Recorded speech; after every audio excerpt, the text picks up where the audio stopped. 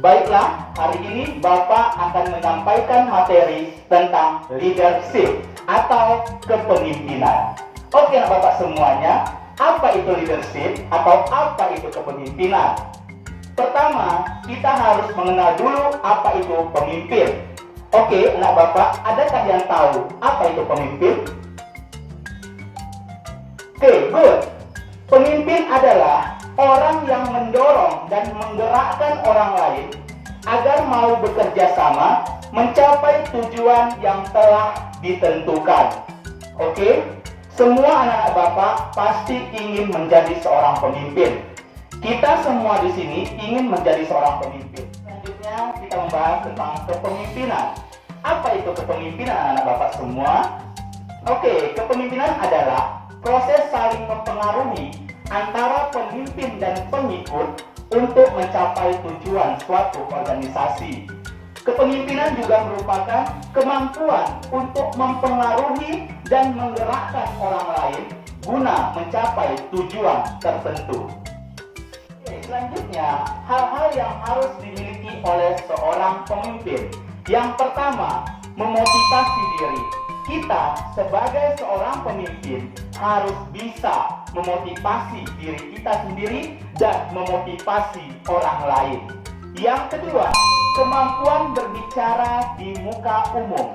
Kita sebagai seorang pemimpin harus pede atau percaya diri untuk berbicara di depan umum. Ketiga, pemahaman teknik atau alat kendali yang bermutu, di mana kita harus paham teknik-teknik apa saja yang telah kita susun, misal teknik pemecahan masalah, teknik keadilan, dan lain-lainnya. Yang keempat, kemampuan memecahkan masalah dengan sistem. Kita sebagai seorang pemimpin harus dapat atau harus mampu memecahkan suatu problem atau masalah sesuai dengan sistem yang kita tata atau yang kita buat sebelumnya. Yang kelima, transfer pengetahuan kepada bawahan. Kita sebagai seorang pemimpin jangan pernah takut jangan pernah malu untuk berbicara kepada bawahan, karena itu bukan dianggap bawahan, tapi sebagai anggota leader kita. Yang keenam, memotivasi bawahan. Kita sebagai seorang pemimpin, sebagai seorang leader, kita harus mampu memotivasi anggota kita yang tujuannya mengarah kepada hal-hal yang baik. Yang ketujuh, mengenali karakteristik bawahan. Kita sebagai seorang pemimpin atau seorang leader harus paham betul mengenai karakteristik bawahan, di mana kita sebagai seorang leadership atau seorang pemimpin harus paham mengenai karakteristik, sikap, tingkah laku bawahan atau anggota kita. Yang kedelapan, keinginan mengetahui perkembangan. Jadi kita seorang leadership, seorang pemimpin harus mengetahui bagaimana perkembangan anggota kita dari fase satu ke fase yang selanjutnya. Oke, selanjutnya yang kesembilan, keinginan melakukan perubahan atau perbaikan. Kita sebagai seorang leadership atau pemimpin harus mau menerima perubahan dan mengikuti perubahan sesuai zaman.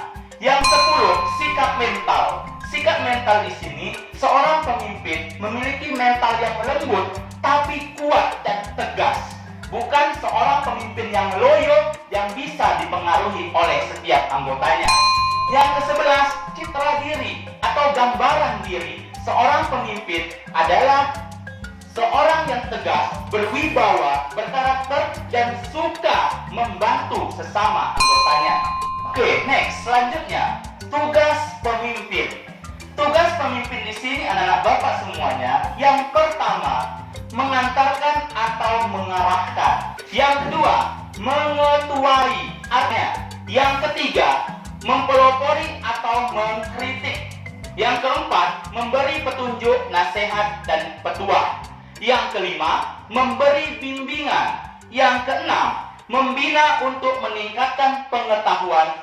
Yang ketujuh, menggerakkan.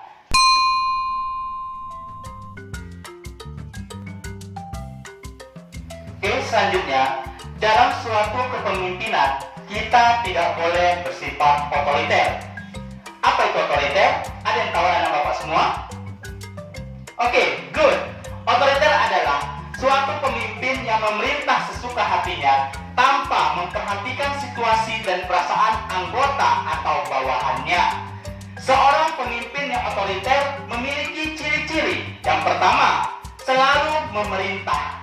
Yang kedua, tidak mau menerima saran dari bawahan atau anggota. Tiga, tanpa musyawarah. Yang keempat, hanya mementingkan diri sendiri dan kelompok. 5, memberikan tugas secara mendadak. 6, memaksakan kehendak. 7, setiap keputusannya tidak dapat dibantah. 8, kekuasaan mutlak ada pada pimpinan atau leader. 9, hubungan dengan bawahan kurang harmonis. Dan yang ke-10, senang dengan sanjungan.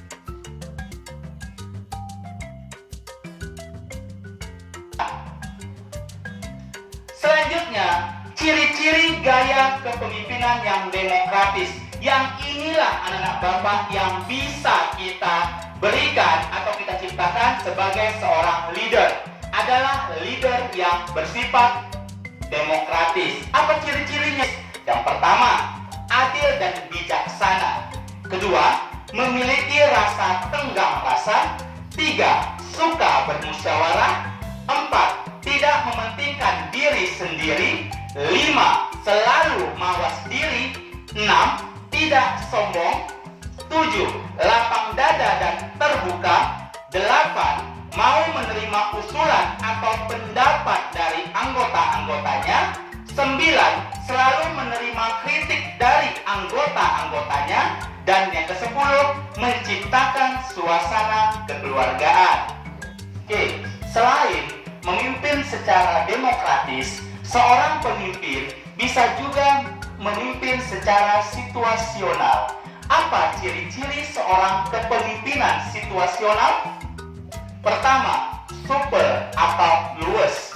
Di mana super atau luwes adalah bisa menempatkan diri sesuai dengan situasi di mana dia berada. 2, berwawasan luas. Seorang leader yang bersifat situasional bisa berwawasan luas, bisa memimpin anggota-anggotanya menuju hal-hal yang terbaik. 3, mempunyai tujuan yang jelas. Seorang leader harus mempunyai goal atau tujuan yang jelas kemana arah yang akan dituju. Keempat, bersifat terbuka. Artinya tidak tertutup kepada anggota. Apabila ada suatu masalah bisa dimusyawarahkan atau dirapatkan secara umum. 5, mudah menyesuaikan dengan lingkungan.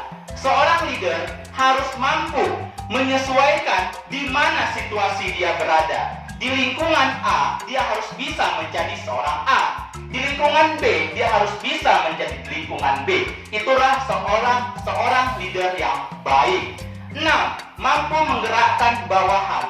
Seorang leader tidak kaku dalam menggerakkan bawahannya. Sehingga seorang leader yang cepat, tepat, dan terampil, seorang anggota juga akan mengikuti leader tersebut.